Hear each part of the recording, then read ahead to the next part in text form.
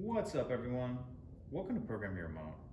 Today I'm going to show you how to change the engine air filter on a GMC Yukon. This is a 2015 here, but it will be the same on several different years. And this is only going to apply to vehicles that have the 5.3 liter motor.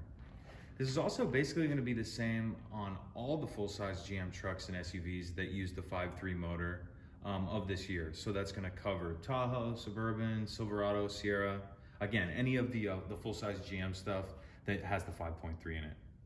So we have our new filter here. We'll just set that to the side. And there's a couple things we need to loosen up, and I've already went ahead and loosened them just to save time.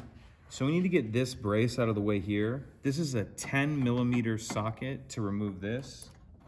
I've already got it most of the way out. So once you get that out, just put it out of the way like that.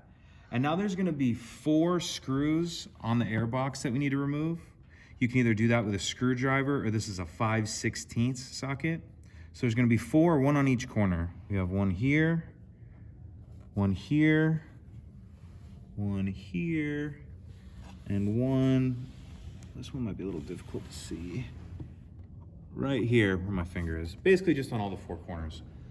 So once you get those loosened up, you can just pick up on it like this, pull the old one out, grab our new one,